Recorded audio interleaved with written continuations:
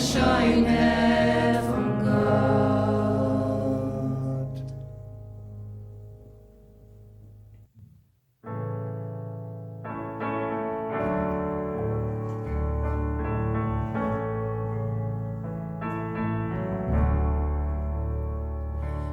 Grote spelonk, de ans getrant held, wo jude boy du fadi lag, in de vertwielung, kijk gagnom himmel, in roep die noem in die strena, dan komt sie live.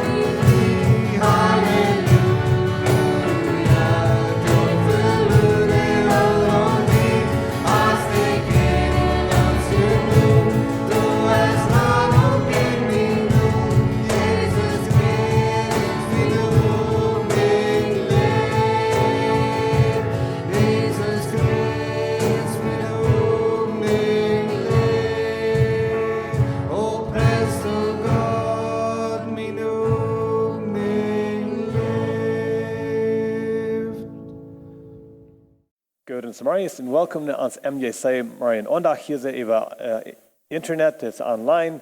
Wir sind von der nicht persönlich taub, aber mir freut es, dass wir die Wehen kennen, die sie Gelegenheit nehmen und einfach das Stück, dass die Wehen tun.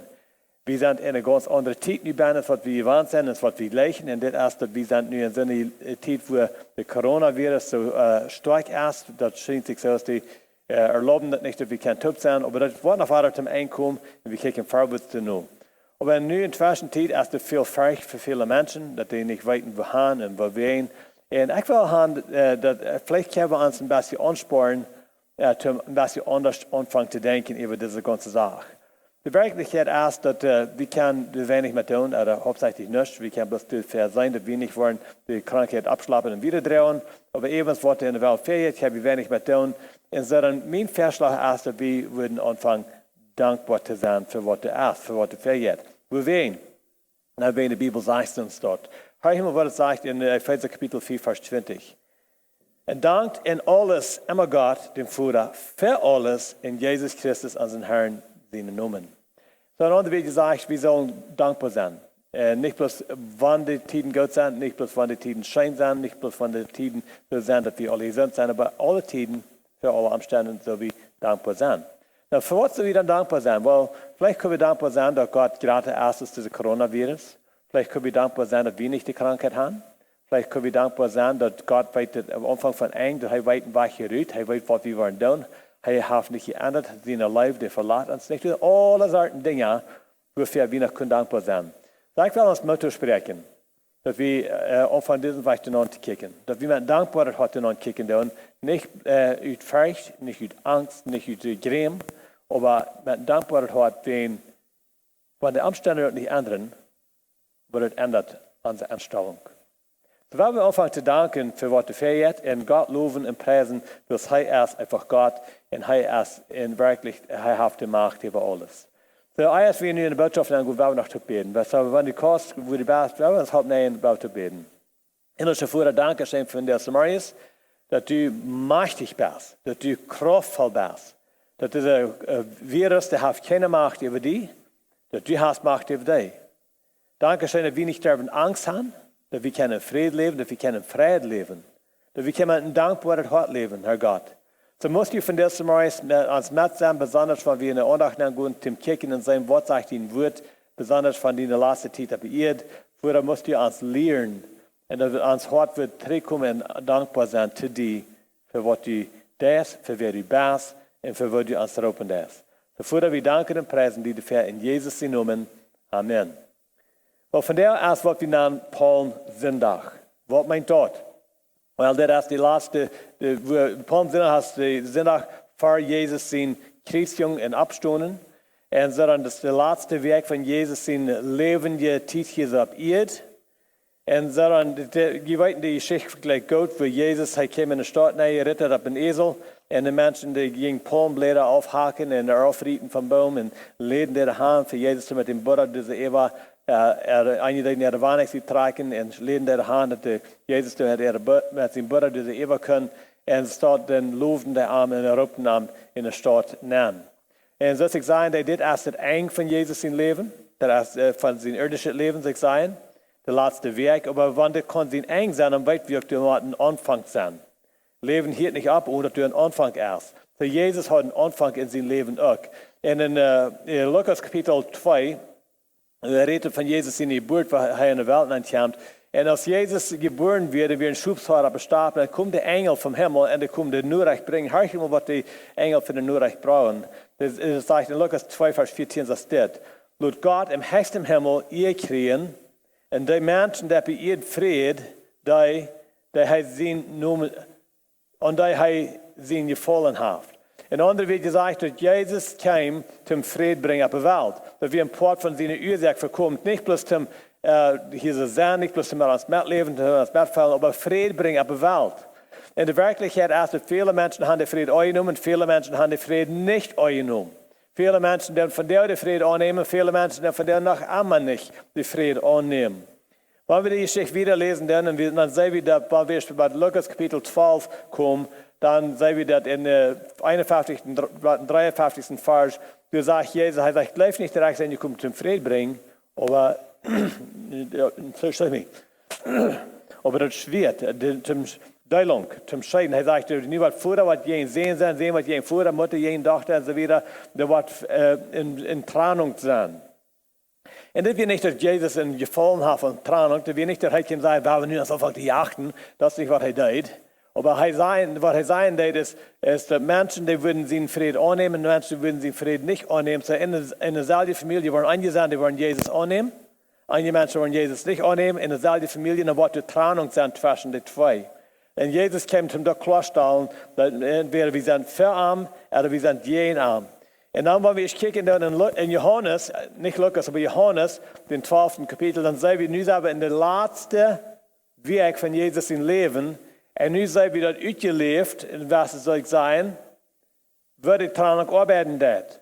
Ich will lesen hier so von den 12. 19. Vers in Johannes Kapitel 9.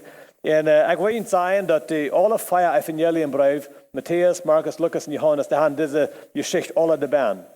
Aber die haben nicht alle dieselben Einzelheiten, was die abgeschrieben haben. Und so von der, weil ich hauptsächlich von Johannes eine Geschichte vertellen, weil ich ein paar Dinge, wo ich nach kicken mitnehmen von Lukas seine Geschichte. So hauptsächlich weil ich Johannes Kapitel 12, 19 bleiben von des Marius. So wenn du die in der Bibel mit hast, kannst du die Hand drehen und dann werde ich sie lesen. Aber wenn du die nicht mehr hast, ich werde hier so auf dem Screen anmerken, dass du hier so mitlesen kannst. So Johannes Kapitel 12, von 12 durch 19. Sagt es dort. Den nächsten Tag, als die vielen Menschen, die zum Fast gekommen wären, hierden, dass Jesus von Jerusalem kam, nahmen sie Palmblätter und gingen am Entgehen und schrien, Hosianna, gesegnet ist der, den Herrn Jesus, in den Herrn seinen Namen kommt, Israel erkenne ich. Und Jesus fand ein Esel, ein Jüngling, und sah sich ab. Und so was geschrieben steht. Fürchtet nicht, der hier in Jerusalem wohnen, kickt, jün kann ich, kommt ne jünt, er ritt auf einen jungen Esel. Seine Jünger verstanden dort noch nicht, aber als er verherrlicht wird, dachten sie daran, dass von das geschrieben stand und dass sie das vor allem getan hatten. Das Volk, das wir haben die Wahrheit wir, als er Lazarus mit dem Grab raubt und auf dem Tod abwirkt, lobt, was er getan hat. Und so viele Menschen gingen am Entgehen, am zu treffen, weil sie gehört hatten, was er für ein Wunderteken getan hat. Dann werden die Pharisäer, einer zum anderen, je seinen, dass je nicht utrechten, kickt, die ganze Welt geht am heran. Was so weit. Ein paar Dinge, was ich hier so bloß betonen, was diese unterschiedlich sind von den anderen Evangelienbriefen. Und eines ist erst, dass Johannes und Lukas, die sagen alle beide, dass Jesus wird der König von Israel. Matthäus und Markus stehen das nicht. Und mir ist es abfallend, dass diese zwei Zeiten willst, wie geweten, dass zu der Zeit, dass Jesus hier auf der Erde war, dann wir Rom, hat Rom die Macht über Israel, über Jerusalem. Und die sagen, irgendwer, was du kommst, zum König sein, die sagen dem aus Jena, und den würden die leider in den Stich gebracht haben. Je weet dat als Jezus geboren wird, und wie Pilatus, hij hield van de Wezenmannen, dat wir een König geboren, dann muss er alle in Bethlehem gehen, alle Kinder und 2 Jahre dood merken, omdat hij diesen uitroden kann. So dat wir ungefähr die Räume Gedanken über ein neuer König, was wird kommen von den Juden. So nu ist Jesus hier so, und er kommt in der Stadt reingeritten, und dann sagt Johannes und Lukas, sagen alle beide, kicken, und das ist Israel, der König. Das ist interessant, dass die Geschichte, die hat der Römer nicht betont, hat der Römer nicht abgenannt in dieser Geschichte. Wo wir nicht, ich weiß es nicht, aber vielleicht werden die gekickt haben, die sagen, ja, kann ich habe einen Esel nicht gerettet, das lässt mich nicht sagen, machtvoll, lässt mich nicht sagen, nun kann ich. So, dann würden sie vielleicht, das war eine Geschichte, würden sie vielleicht gedacht haben, ich weiß es nicht. Aber so lese ich das ein bisschen auf hier so. Aber hier so, Johannes und Lukas sagen alle beide, das ist Israel, erkenne ich. Das andere Ding, was ich noch will sagen, ist, alle 4 Evangelien reden von, dass das eine große Schar von Menschen, eine große Herde Menschen. Und was hier so unterschiedlich ist, ist Lukas, er sagt in dem 19. Kapitel, den 37. Vers, sagt er, dass die große Herde Menschen, was Jesus loben und preisen und singen Hosianna, das wären einfach seine Jünger. Dat wir nicht das große Schar Menschen, was diese wären. Dat wir nicht der große Herd, aber dat wir eine Herd Menschen, was Jesus al lang weer in Hingerei kommen. So, einige Menschen, was von dem beschrieben, die sagen, dass es eine Möglichkeit dort in Jerusalem für die Weg sind ungefähr wie 1 Million Menschen gewesen. Sind das so viel gewesen? Ich weiß nicht. Die Bibel sagt das nicht in Nummer. Die sagt das bloß, wir ein großes Schar von Menschen, große Herd Menschen, große Teil Menschen. Aber Hans, wir können es dir verloren, dass wir von überall Israel kommen, die einmal das Jahr für das Fast, so die sind ein Teil Menschen gewesen. Aber diese Menschen, die kommen, sehen Hosianna zu Gott, und preis Gott, und sehen, dass wir Israel erkennen, dass wir nicht von der großen Herd Menschen dort so weit verweit wir, aber dass wir eine Herd Menschen, was Jesus seine Nachfolger wären, Jesus seine Jünger, die kannten Jesus, die hatten Jesus all die Reden, die hatten Jesus all die seine Arbeiten. So, die wussten, wer hier war, und das wird die Ursache, wo wir wissen, dass wir Israel erkennen. So dann, mit den Gedanken, ich will von der Smart betrachten, 4 Gruppen Menschen, was Johannes hier abnimmt in dieser Schicht. Und ich will von der ein bisschen vertalen und zu wissen, wo die und das non ging. Und dann will sein Luther in Andacht und sein, wo passt wie und welche Gruppe passt wie nennen. Die erste Gruppe, wie sie sagen, wir ganz einfach Jesus seine Jünger. Das sind die, dass ich will sagen, die hat eine Palmleder. Leden der Hand. Die haben die Warnix. Tragen die auf, leden der Hand. Einige leden der am Esel ab, dass Jesus der boven zaten und roepte nam in de staat nemen. Dat waren die wat ze am loofden en prijzen. Dat waren die wat ze zongen en wat ze zeiden, dat weer ken ik, Israël ken ik. So dat waren die Jünger. Interessante Ding, wat ik zei daar, en dat is Johannes, hij zegt in den 16. Vers, hij zegt dat de Jünger, die verstonden zu der Zeit nicht, was sie getan hatten. Die verstonden dat nicht, dass die Prophezeiung vom Alten Testament erfallen deuten. Aber die verstonden doch, dass hier sind wir Wort, was Jesus in sein deed, das sollen die tun, und die deuten dort. Die deuten das nicht, wenn die dachten, die würden ihr kriegen, die deuten das nicht, wenn die dachten, dass die Menschen würden nicht alle gleich, die deuten das einfach, wenn Jesus sagt, dotet. Na, was deuten die? Die gingen den Buddha holen, die Buddhas.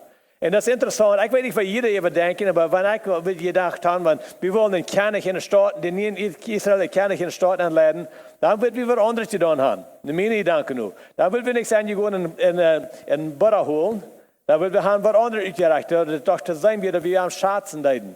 Aber so, ich würde vielleicht alles ein Verslehrer gehört haben, da will so, da will so, da will das, da will dort, da will das. Aber die deuten nicht. Wir wollen nicht. Ich glaube, dass wir einfach werden, die vertrauen Jesus. Die kannten Jesus. Die wissen, wer er war. Die dürfen dort nicht wissen, wer er war. Die wissen, dass wenn Jesus sagt, das was ich will, dann wird das erreichte Ding zu tun. Kriegen, wenn die gute Ideen haben, das wird das erreichte Ding, was zu tun fehlt, und die dürfen das nicht verstehen, was er damit tun will. Die deuten das bloß, wenn Jesus sagt, das was er verlangt. Die werden gehorsam. Wir tun das als Menschen, nicht so, ich stelle dir mal vor, wenn hier Wirt sind, von der Samaris, was die Kirchen tun, wenn die eine Arbeiter wollen haben, was die sollen tun, und die haben die Gedanken, die haben das überlegt, die sagen, das was ich will, dann frage ich nicht die Arbeiter, dass die noch eine bessere Idee haben. Die sagen, dann sage ich, das was ich verlange, das was die sollen tun. Die Arbeiter, die sagen dann nicht, ich kann noch eine viel bessere Idee, du wirst nicht lieber meine Idee, dann will ich wenigstens anerkennen kriegen. No, das ist nicht, was die tun. Die gehen und tun dort, was du gesagt hast. Als Arbeiter, der wie auch so, wenn die Wirt sagt, das was ich verlange, dann höre ich wie, dann tun wir das. Wie der frei hast, hast eine bessere Idee, dann geben wir das mit. Und wenn die Wirt sagt, das was ich verlange, dann ist das, was die Wirt verlangt. Dann gehen wir und tun wir das. Als Eltern, wir tun das mit unseren Kindern nicht so. Zum Beispiel, vielleicht sei es zu jener Jugend, das zum Beispiel Bad merken, wenn die abstunden. Ja, wieso? Warum würde ich wel een Bad merken? Well, vielleicht eine Ursache erst wegen Mama und Papa haben gesagt, das wird eine gute Idee sein. Nicht so, gehorsam sein und dann, dass dort mit ihnen gefallen ist oder nicht. Nicht so? Und das war hier so mit den Jüngern passiert. Die deuten dort nicht, wen das möglich wird sein, oder die deuten dort, wen Jesus gesagt hat, das, was die tun soll. Das, was die tun soll, die sollen den Buddha holen und dann gehen die und deuten dort. Die deuten kriegt, was er sagt, die werden gehorsam, wen die kannten arm. Die wissen, dass wenn er das gesagt hat, dann wird das der beste Weg zu tun. Die zweite Gruppe Menschen, was wir sehen, ist die Gruppe Menschen von Bethania, von Bethany, sagen wir auf Englisch. Und hier sind wir eine Gruppe Menschen, die während der Bibel war, aus Lazarus von dort Abstand. Na, mir ist interessant, Von der und da, von wie wir bekannt worden, dann dürfen wir alle Dinge. Dann dürfen wir vielleicht an Status, an WhatsApp, dürfen wir vielleicht irgendwas nennen, dann wollen Menschen dort sein oder wieder schicken. Oder vielleicht dürfen wir über WhatsApp, da wir nur schicken, dann wollen andere Menschen wieder schicken. Oder wir dann über YouTube, wieder über Facebook. Verschiedene Wege dürfen wir unsere Berechnungen bekannt machen. Und dann wollen Menschen dort antworten. Aber zu der Zeit wird es nicht so. Zu der Zeit hat Jesus nicht WhatsApp, er hat nicht Facebook, er hat nicht YouTube, er hat nicht CNN, er hat nicht CBC, er hat all diese Dinge nicht. Und so wenn Jesus will eine Nachricht bringen, dann ging er und verteilt mit Menschen. Und die anderen Menschen, die das hielten, viele von denen gingen und verteilten das wieder nach zu anderen Menschen. Und das wird nur recht in den Raum gedreht werden. Das wird Menschen bekannt werden. So nu wie Jesus hier, so haben wir in Bethania, und dann kommt er diese Hand und hier das Lazarus, er ist tot. Und er ist nicht bloß tot, aber er ist nur auf 4 Tage tot gewesen. Und so Jesus, er ruft ihn von der Grabfried und er steht auf und er ist lebendig. Und nu sagt der Menschen im Raum, die sind das.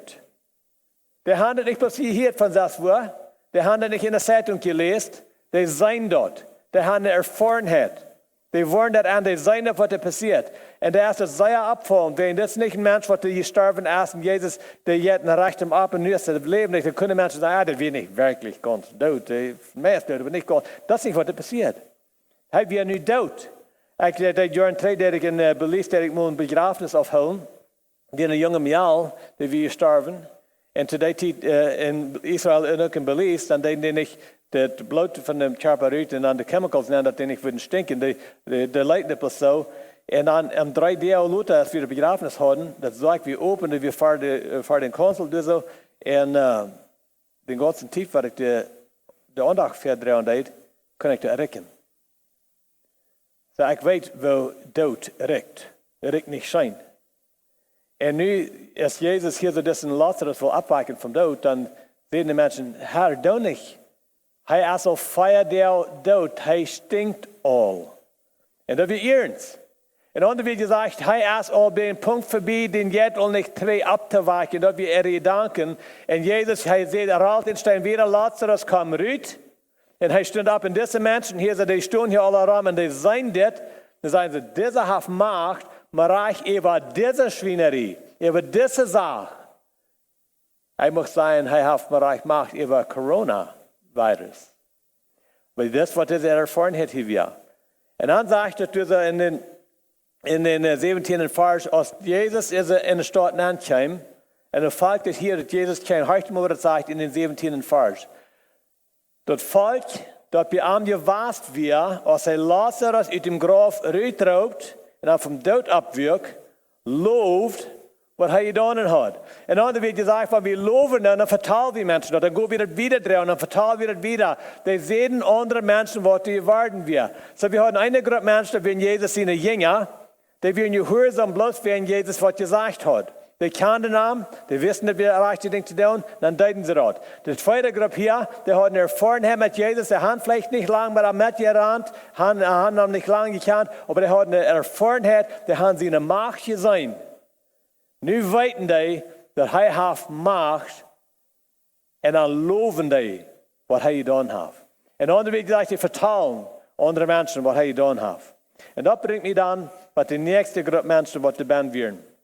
Die nächste Gruppe Menschen wird eine große Versammlung.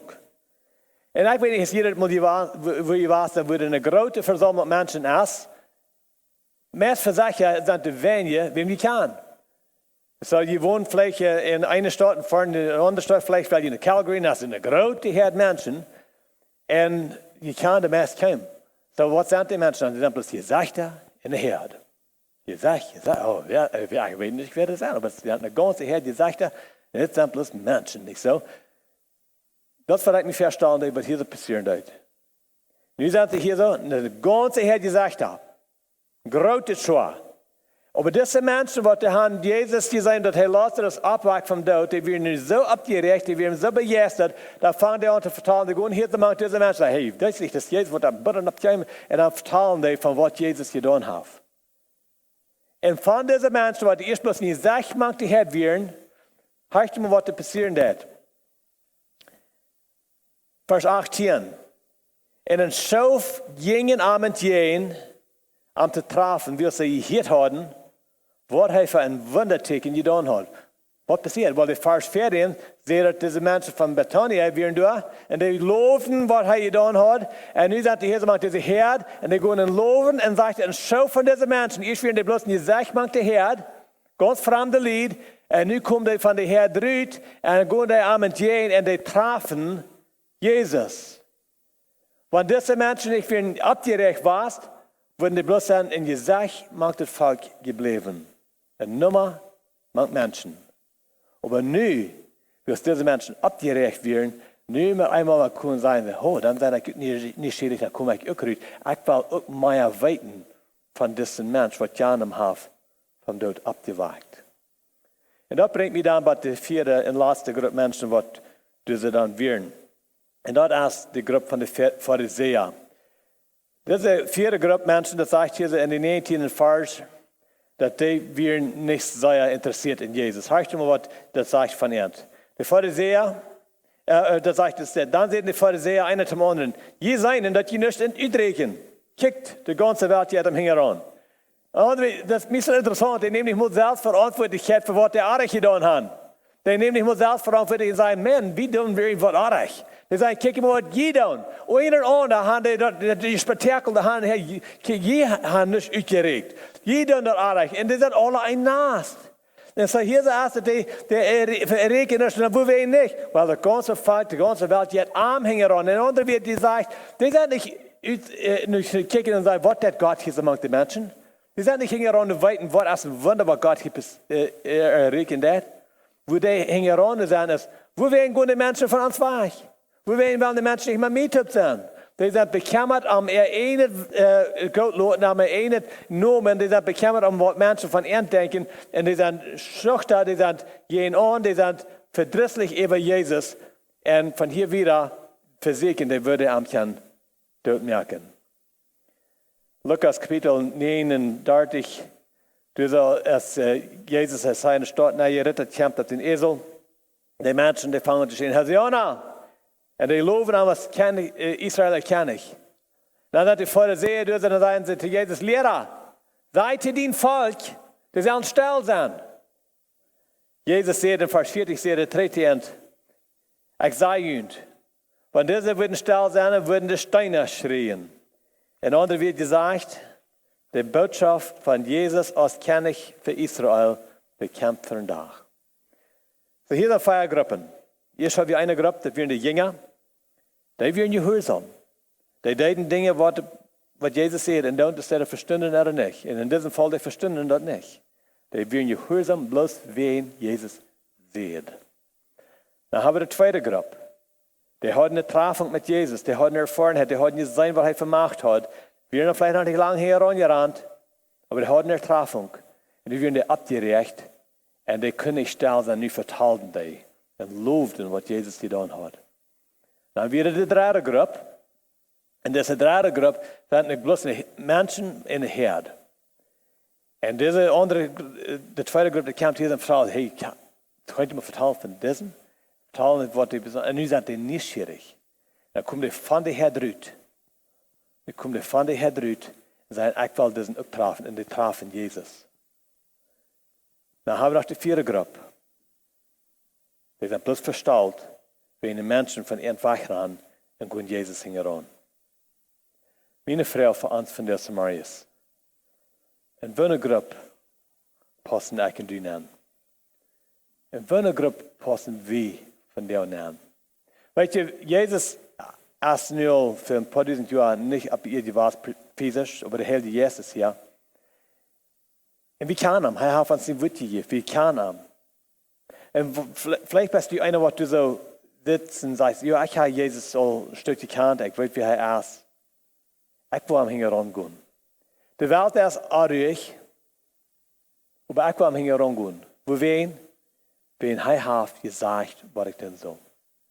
Vielleicht meint er dann, dass du vielleicht Menschen zu Gott haben, was die haben wehgetan, vielleicht was jemanden Menschen deinen, wem die nicht verschwellen, deinen. Vielleicht meint er, die muss Dinge ändern in ihrem Leben, weil er sagt, du das, oder du dort, oder du jant. Aber gehorsam sein kommt nicht mit Bedingungen, und kommt bloß für ihn, er sagt, du das. Ich hoffe, dass du fängst die in diese Gruppe. Wenn du die hier nicht anfängst, dann hoffe ich, fängst du die in die zweite Gruppe an. Diese zweite Gruppe wären die haben eine Erfahrung mit Jesus. Und die werden abgerecht. Die verstehen noch nicht alles, was die erste Gruppe tut. Die wissen noch nicht alles, was mein Gehorsam sind, aber die werden abgerecht, die werden bejaht. Die sagen, wir haben gesehen, was ihnen macht, als wir machen am guten Loven für die Menschen. Wenn du noch nicht in der ersten Gruppe bist, dann guck du bist in der zweiten Gruppe. Wenn du noch nicht in einer von diesen zwei Gruppen bist, dann hoffe ich, bist du in dieser dritten Gruppe. Und du bist wenigstens nicht schwierig genug. Du hast die Hört, dass Jesus der Erste wird, du wunderst, wie er ist. Und du bist up zu der Botschaft. Du bist up zu der Botschaft, was die anderen sagen. Und nu, wenn die sagen, guck mal, was Jesus getan hat in meinem Leben, dann wirst du einfach am Uck treffen. Und wenn du diese Person bist, dann fühlt die vielleicht, dass du wem abgefunden hast und sagst, wo kann ich Jesus bitte kennenlernen? Wo kann ich, das wird Gottes bestimmt, wo kann ich Jesus kennen als mein Herr und mein Heiland? Wenn du nicht in die ersten zwei Gruppen anpassen lässt, dann hoffe ich, bist du hier. Wenn du die mal immer so findest, dass du bist in dieser vierten Gruppe, dass du bloß fast hast, dass Menschen in seinem Leben, die angetroffen sind und stehen in Jesus gehen, dann werde ich die anspornen. Lot den Gedanken los. Du bist in einem Kampf, wo du niemals gewinnen wirst. Du wirst niemals gewinnen gegen Gott. Und du wirst dich mal proben. Wenn du Frieden haben in deinem Leben, wenn du Frieden haben in deinem Leben, dann musst du von dir selbst loslassen und die Gott in dir anstellen. Du musst anfangen mit in die nächste Gruppe anrutschen, dann in die nächste, dann wasen in die nächste nennen. So, wo immer du die Band fängst, in einer von diesen Feiergruppen, ich will beten für dich von der Samarias. Ich will beten, dass du wirst Gott ungetan sein, in wer immer Gruppe du bist. So, wenn du die befindest in einer von den Gruppen, oder wenn du nicht mehr weißt, ich kriege die an, wenn wir uns nehmen, dann werden wir noch zu beten. Himmlische Vater, danke schön von dir, Samarias. Danke schön, dass du Herr bist über Himmel und Erde. Danke schön, dass du Macht hast über alles, dass du gekommen bist, dass wir sagen kann, wer du bist. Dass wir sagen, die noch Allmacht kann. Herr Gott, von dir, Samarias, bete ich, von hier Menschen sind, was du in die vier Gruppen anpassen, was die Pharisäer denken, und dass die wollen lieber haben, dass Menschen ernst sollen gleichen. Herr Gott, musst du ihr Hort brechen. Musst du ihn tragen, musst du ihn hart anklappen, dass die würden sein, dass die beneidigt sind an die. Und dass die heimgeben in die. Herr Gott, musst du ihn besonders nur ansehen und tragen, und geben in Überzeugung von ihrem Sinn. Und für die Menschen, die von der Türkei und die sind in der dritten Gruppe hier so, und die haben die Hit von dir, aber die kann die noch nicht. Herr Gott, trag ihn. Wie sie an wem die finden können, wem die anrufen können, was kann helfen, die kann lernen. Herr Gott, dass die auch kennen in der Familie Gottes sind. Dass diese Kinder dort aufmerken zu dir. Dass du an musst tragen.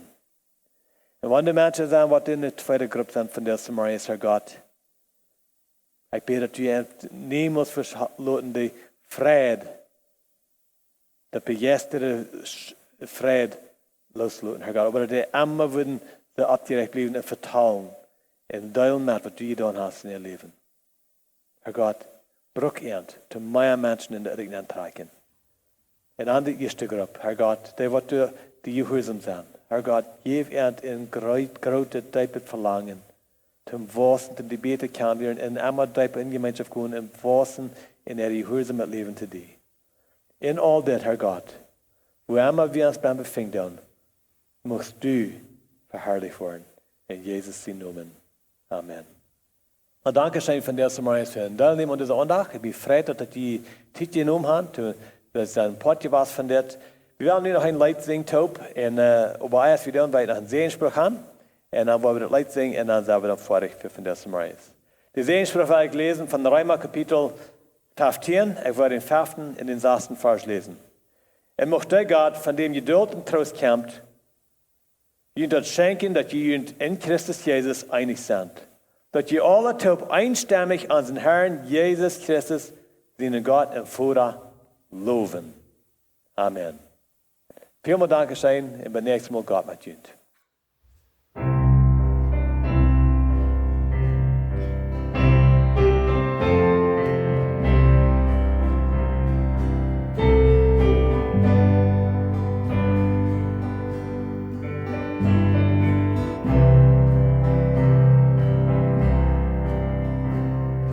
Jesus,